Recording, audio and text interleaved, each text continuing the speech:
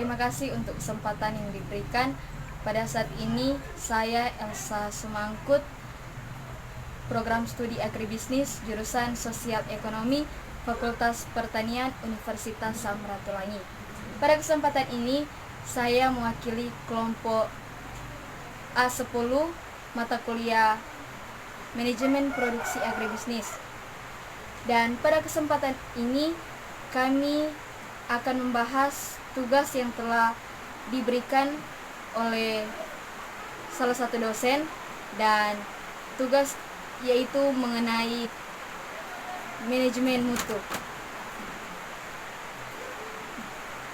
Kita masuk pada manajemen mutu. Yang pertama yaitu definisi mutu. Definisi mutu menurut www.thefreedictionary.com. Mutu adalah suatu atribut penting dan merupakan pembeda suatu produk atau seseorang atau orang lainnya. Mutu adalah suatu derajat atau kelas dari keunggulan atau kekayaan kebendaan. Contohnya, mutu para siswa telah meningkat. Dia seorang eksekutif yang berkaliber rendah. Mutu adalah karakteristik dari produk yang menggambarkan hakikat individual yang nyata dari produk yang bersangkutan. Contoh, setiap kota mempunyai suatu mutu secara menyeluruh yang spesifik. Selanjutnya, mutu di bidang musik adalah karakteristik yang membedakan suatu bunyi serasi yang mutu atau suara gaduh atau bunyi musikal. Mutu adalah status sosial yang tinggi. Contohnya, seorang manusia pribadi yang sangat dikenal di kepakarannya di bidang kerekayasaan sosial. Selanjutnya, menurut J.M. Juran pada tahun 1995, ia menyatakan mutu memiliki banyak makna. Di antaranya ada 3 yang sering dipergunakan, yaitu yang pertama, mutu adalah keistimewaan produk yang menjawab kebutuhan konsumen. Dan kedua, mutu adalah bebas dari cacat atau defisiensi. Ketiga, mutu adalah kesesuaian dengan tujuan pengguna. Selanjutnya, menurut Joe Pepard dan Philip Rowland pada tahun 1997, ia menyatakan bahwa mutu memiliki 2 dimensi yang berbeda dan harus dibedakan, yaitu yang pertama, konsistensi. Konsistensi ini berkaitan dengan derajat kesesuaian secara berkelanjutan dari produk atau jasa yang dihasilkan dengan spesifikasi yang diharapkan para pelanggan. Dan kedua, kapabilitas. Ini berkaitan dengan derajat kemampuan suatu produk atau untuk memenuhi kebutuhan para pelanggan. Misalnya sebagai jawaban dari pertanyaan, seberapa cepat atau seberapa lama daya tahan. Dan selanjutnya, menurut Terry Hill pada tahun 2000, ia menyatakan ada 2 fungsi yang berbeda, tugas dan peran dalam pembuatan atau penyediaan produk dan jasa, yaitu yang pertama, menjamin mutu atau quality assurance. Penjaminan mutu merupakan suatu pendekatan terencana dan sistematis untuk dengan penuh keyakinan menjamin bahwa prosedur pengertian dengan dipergunakan serta jenis dan frekuensi pengujian mutu adalah sistem telah sesuai dengan desain yang telah ditentukan. Kedua, pengendalian mutu atau quality control. Pengendalian mutu berkaitan dengan pemeriksaan atas penyelesaian berbagai tugas pengerjaan untuk memastikan bahwa tugas telah dilaksanakan sebagaimana mestinya sehingga keluaran memenuhi spesifikasi mutu yang telah ditentukan. Selanjutnya, menurut Koharu Ishikawa pada tahun 1985 berpendapat jaminan mutu atau quality assurance adalah jaminan dari produsen bahwa produk yang dihasilkan atau disediakan memenuhi spesifikasi mutu yang diharapkan oleh konsumen. Penjaminan mutu harus dipenuhi dengan 3 hal, yaitu 1. Perusahaan menjamin bahwa produk yang dibuat atau disediakan memenuhi persyaratan mutu yang diharapkan oleh konsumen. 2. Perusahaan menjamin bahwa produk yang dibuat untuk tujuan ekspor ke negara tertentu telah memenuhi spesifikasi mutu dari konsumen di negara tujuan. 3. Eksekutif puncak perusahaan harus menyadari pentingnya penjaminan mutu ini. Pengendalian mutu atau quality control menurut Koharu Ishikawa adalah mengembangkan, mendesain, memproduksi, dan memberikan layanan produk bermutu yang paling ekonomis, paling berguna, dan selalu memuaskan para pelanggannya. Melaksanakan pengendalian yang mutu ini berarti pertama, menggunakan pengawasan mutu sebagai landasan aktivitas produksi. Kedua, melaksanakan pengendalian biaya, harga, dan laba secara integrasi. Dan ketiga, pengendalian jumlah produksi, penjualan, dan persediaan serta tanggal pengiriman. Selanjutnya, pengertian dari manajemen mutu. Manajemen mutu adalah aspek-aspek dari fungsi manajemen mutu secara keseluruhan yang menetapkan dan menjalankan kebijakan mutu suatu perusahaan atau organisasi. Hal-hal yang menyangkut kualitas yang dimaksud di atas adalah produk atau layanan atau proses pelaksanaan tujuan manajemen. Mengukur kepuasan konsumen ada 4. Yang pertama, sistem keluhan dan saran organisasi yang berpusat pelanggan atau customer centric. Kedua, ghost shopping. Ketiga, lost customer analysis. Dan keempat, survei kepuasan pelanggan. Tujuan dari manajemen mutu adalah untuk memastikan bahwa semua bagian dalam organisasi bekerja bersama untuk meningkatkan proses, produk, layanan, dan budaya perusahaan untuk mencapai keberhasilan jangka panjang dan berasal dari kepuasan pelanggan. Komponen manajemen mutu ada 4. Yang pertama, perencanaan kualitas, yaitu proses mengidentifikasi standar kualitas yang relevan dengan proyek dan memutuskan bagaimana cara memenuhinya.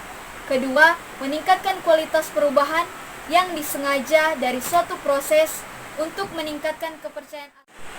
Ketiga, kontrol kualitas. Ini berupaya berkelanjutan untuk menegakkan integritas dalam mencapai hasil. Dan keempat, jaminan kualitas, yaitu tindakan sistematis atau terencana atau produk tertentu akan memenuhi persyaratan yang telah ditentukan. Ada 7 prinsip manajemen mutu ISO adalah sebagai berikut. 1. Fokus pelanggan. Kedua, kepemimpinan. Ketiga, keterlibatan orang. Keempat, pendekatan proses. Kelima, peningkatan berkesinambungan. 6. Pengambilan keputusan berbasis bukti. 7. Manajemen hubungan. Kedua yaitu The European Foundation for Quality Management. Ini dibentuk pada tahun 1988 dan ditunjukkan untuk mendorong peningkatan mutu sebagai proses mendasar yang dilakukan untuk perbaikan mutu berkelanjutan dalam usaha bisnis. Manfaatnya yaitu untuk meningkatkan efektivitas pembiayaan, orientasi kepada hasil, fokus kepada pelanggan, kemitraan, manajemen pengetahuan, kinerja, dan pembelajaran. Ketiga, manajemen mutu di Jepang.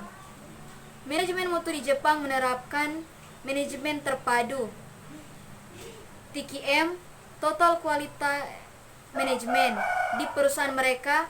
Maka JUSE memprakarsai suatu award atau penghargaan yang dikenal dengan sebutan The Deming Prize.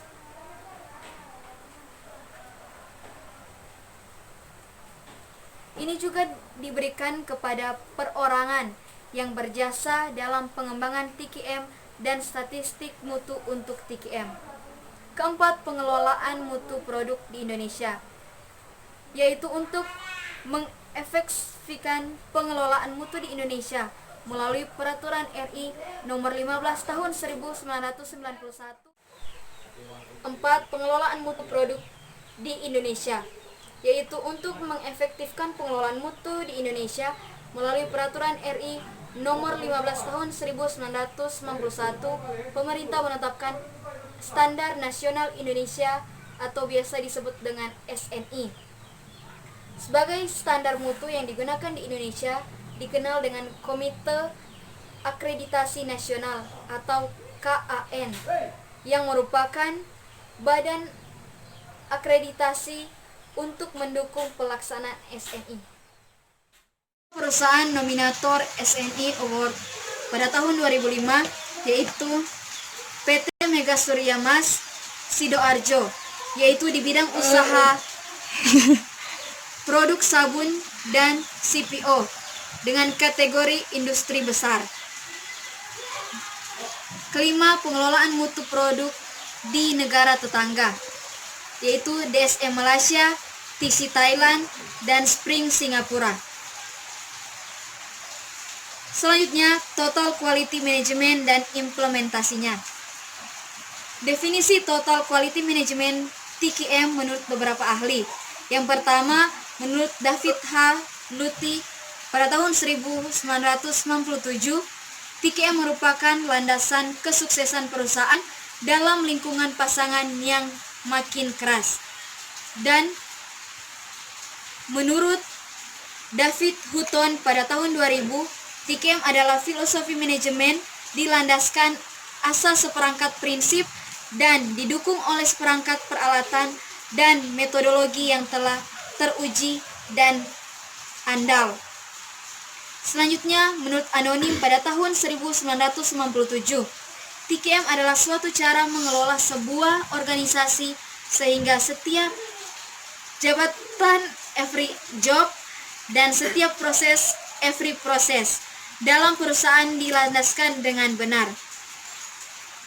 Selanjutnya, menurut David Hutton pada tahun 2000 menyatakan ciri-ciri TQM yaitu fokus organisasi ialah untuk memuaskan kebutuhan pelanggan, mengembangkan dan memberdayakan potensi sumber daya manusia yang dimiliki organisasi secara sempurna, melibatkan semua personil organisasi untuk menemukan cara terbaik dalam melaksanakan peran atau fungsinya, mengelola proses bisnis secara keseluruhan, bukan hanya fungsi atau departemen, pengelolaan organisasi yang didasarkan pada fakta serta menggunakan data dan informasi yang sahih, memberikan nilai tumbuh kepada masyarakat sekaligus mencapai sasaran finansial.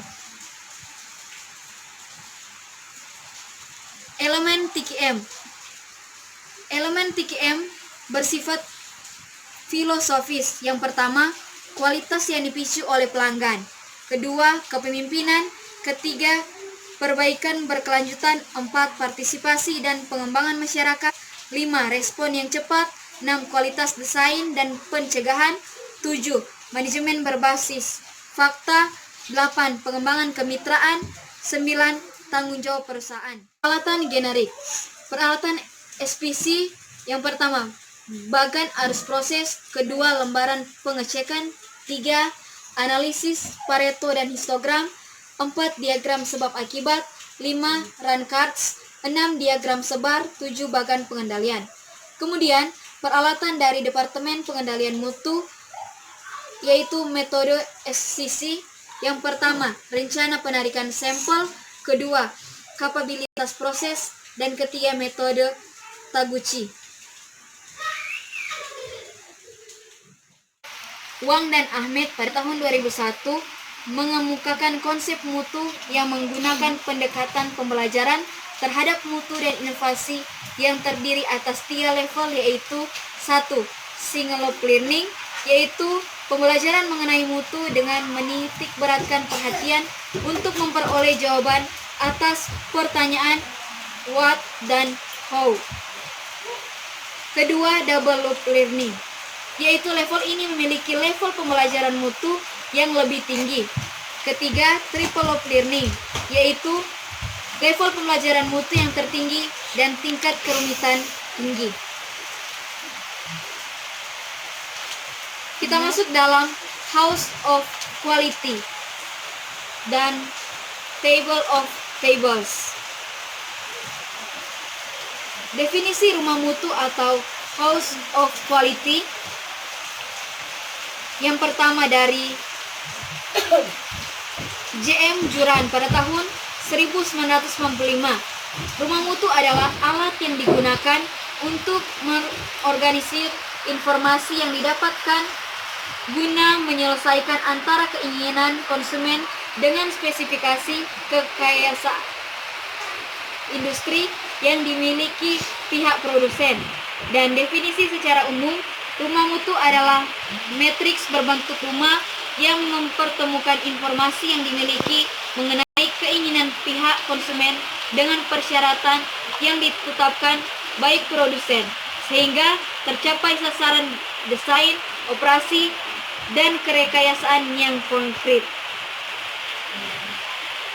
Selanjutnya, rumah mutu adalah matriks informasi yang berbentuk rumah dengan 6 buah kamar, yaitu kamar pertama yaitu kisi-kisi yang ada pada satu kiri rumah mutu yang berguna untuk menjelaskan spesifikasi keinginan atau kebutuhan konsumen atau pasar.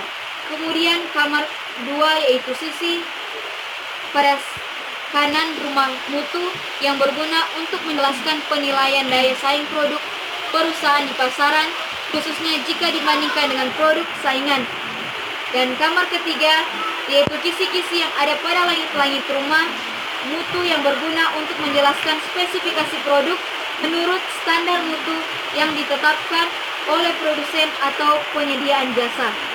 Kamar 4 yaitu kisi-kisi yang ada di bagian tengah rumah mutu yang berguna untuk menjelaskan korelasi antara keinginan pelanggan dengan persyaratan standar mutu yang diinginkan oleh perusahaan manufaktur. Kamar 5 yaitu kisi-kisi yang ada di bagian atap rumah mutu yang berguna untuk menjelaskan korelasi antar faktor-faktor yang menjadikan indikator persyaratan standar mutu yang diinginkan oleh perusahaan manufaktur.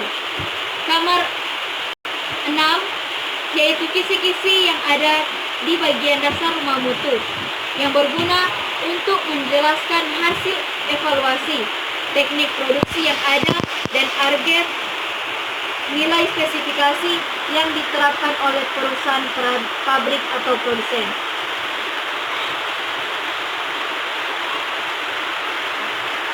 Selanjutnya, bentuk umum sebuah rumah mutu. Yang pertama, persyaratan pelanggan. Kedua, perbandingan dengan pesaing. Ketiga, rancangan karakteristik menurut persepsi industri. 4. Matriks hubungan spesifikasi keinginan pelanggan dan persyaratan industri. 5. Matriks hasil. 6. Penilaian antara capaian, nilai dan target, baik aspek teknik maupun nilai.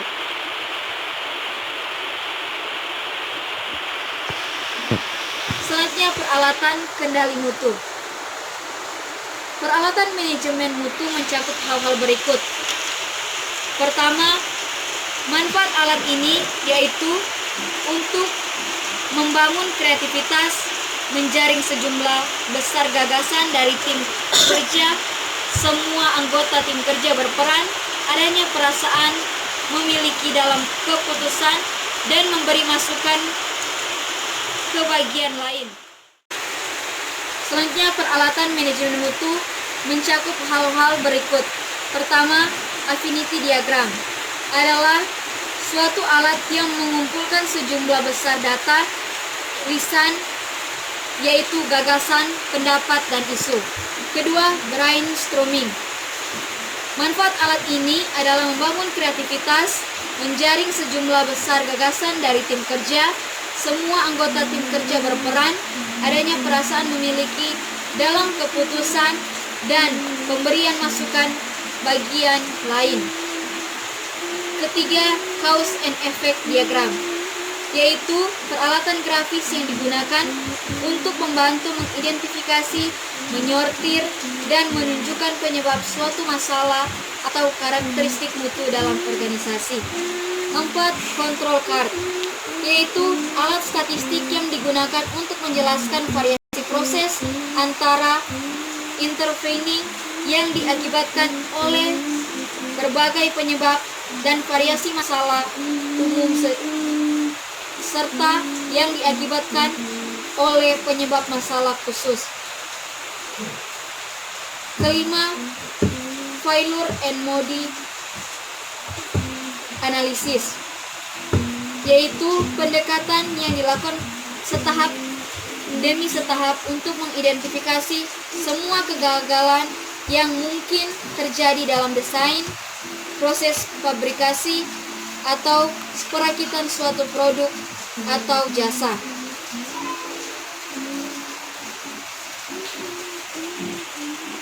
Selanjutnya, efek keberhasilan dapat diamati pada aspek utama berikut.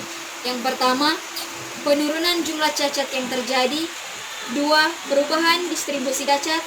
3. Perubahan mendasar yang terjadi pada faktor pemicu cacat yang dominan, baik jumlah maupun posisi dalam distribusi cacat. 4. Dapat memberikan informasi yang berguna usaha untuk perbaikan mutu secara berkelanjutan. Selanjutnya, pengendalian mutu secara statistik. Ada dua macam metode utama yang dipakai untuk melakukan pengendalian atas mutu keluaran, yaitu yang pertama, contoh pengambilan, yaitu metode ini adalah pengendalian mutu yang dilakukan terhadap produk yang diterima dari pemasok atau yang selesai diproses dengan tujuan untuk menentukan apakah produk tersebut diterima atau ditolak. Dan kedua, pengendalian kualitas proses statistik, yaitu metode ini adalah pengendalian mutu yang dilakukan atau proses pengerjaan dengan menerapkan metode pengendalian mutu tertentu untuk membuat keputusan adalah proses produksi memenuhi spesifikasi mutu yang telah ditentukan atau tidak. Pemeriksaan atas atribut atau variabel produk dapat dilakukan dengan salah satu cara berikut, yaitu pertama, pemeriksaan atas keseluruhan produk. Kedua, pemeriksaan berdasarkan contoh yang ditarik secara statistik. 3. Pemeriksaan atas contoh periodik. 4. Pemeriksaan hanya atas produk selesai. Penarikan berdasarkan atribut, yaitu pertama, metode ini adalah metode yang dipakai atas pemeriksaan elemen sampel yang dikategorikan atas baik atau jelek, benar atau diterima atau ditolak. Contohnya, dalam suatu atraksi reuni, seluruh orang diberi kesempatan untuk ikut permainan lempar sepasang biji dadu. Pilihan X memiliki angka yang jumlahnya 8 dan Y memilih angka 10 jika dilemparkan sepasang dadu yang setimbang dan angka yang muncul dimasukkan jumlah 11, maka X dan Y dikategorikan kalah. Akan tetapi yang muncul mata dadu yang jumlah 8, maka yang menang ialah X dan Y kalah. Selanjutnya, multiple and sequential sampling plan, yaitu model penarikan sampel sekuensial. Dari sampel berukuran kecil terjadi periksa, kemudian ada terima, tolak, dan tarik sampel. Dari terima dan tolak terjadi final decision, kemudian tarik sampel baru. Dari tarik sampel baru terjadi terima dan tolak. Dari terima dan tolak terjadi final decision, kemudian tarik sampel baru, dan seterusnya. Model ini didasarkan pada prosedur yang dikembangkan oleh Abraham Wald. Sampel diambil dari populasi. Multiple and sequential sampling plan atau model penarikan sampel sekuensial. Dari sampel berukuran kecil ke periksa, kemudian ke terima, tolak, tarik sampel. Dari terima dan tolak akan terjadi ke final decision. Kemudian dari tarik sampel baru terjadi terima dan tolak, dan ke final decision. Dari tarik sampel baru, kemudian dan seterusnya. Model ini didasarkan pada prosedur yang dikembangkan oleh Abraham Wald. Sampel diambil dari populasi produk untuk diamati. Metode ini dapat dipecahkan dengan menggunakan dua macam pendekatan, yaitu cara grafik dan cara matematika. Sekian dari hasil presentasi kami sebagai kelompok A10 Manajemen Produksi Agribisnis. Mohon maaf jika ada kesalahan kata atau dalam penyebutan. Kami mohon maaf karena kami masih dalam tahap belajar. Sekian dan terima kasih, kiranya dapat bermanfaat bagi kita semua untuk materi kami ini.